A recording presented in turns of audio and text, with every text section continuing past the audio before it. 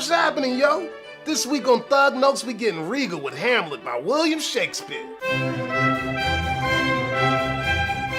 This shit's going whack up in the kingdom of Elsinore. The old king's brother Claudius going to marry the king's old breezy Gertrude. And Queen Gertrude's son Hamlet getting all crunk. Things get straight stupid with some guards peep the ghost of old King Hamlet creeping on the castle. Then them guards holler at Hamlet and tell him he gotta check this ghost. So Hamlet step up to his ghost daddy who tell him that his brother Claudius was plotting on the crown and straight up iced his ass cold-blooded. Ghost Daddy tell Hamlet that he gotta strap up and put a toe tag on that fool Claudius. Street justice, know what I mean? Back in the castle, Hamlet's boo Ophelia getting an earful from her daddy Polonius and her brother Laertes.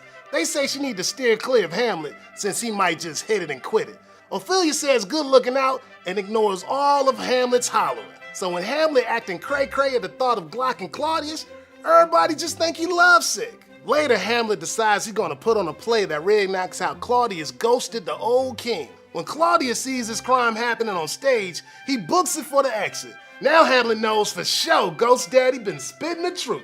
Later, Hammy rolls up to his mama crib where she asks him why he be disrespecting the king. All the while, Polonius be hiding listening in.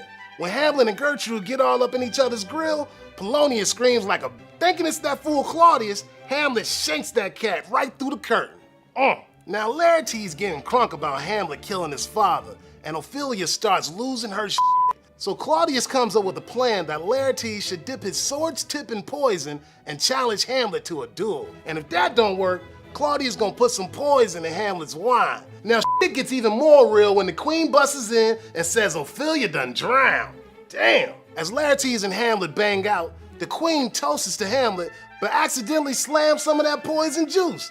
Then Laertes and Hamlet both stab each other with that poison blade.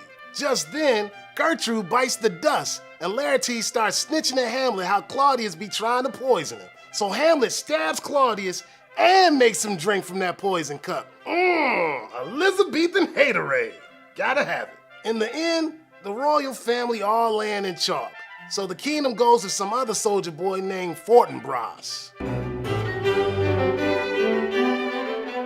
Now all throughout this play, Hamlet be all torn up about the task of putting one in Claudius's dome and keeps delaying. His procrastination is one of the most debated subjects in all of Shakespeare. Some ballers think it's because Hamlet be too much of a sensitive to kicking in a world of gangsters playing dirty on the street. Some cats even think that Hamlet just trying to buck the system and bring down a crooked kingdom overflowing with lies and treachery.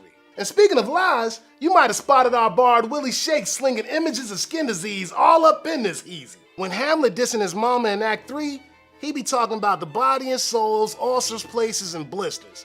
And in 5-1, the clown gravediggers be yapping about pocky corpses. All this nasty ass shit showing how although these fools be frontin' looking righteous, they ain't got nothing but ruin and corruption underneath. Now you just ain't going hard in the paint unless you realize how this play captures the ambiguity of modernity. Like the modern man, Hamlet ain't got a clear devotion to a code. In fact, Hamlet be tripping up because of his divided mind and will.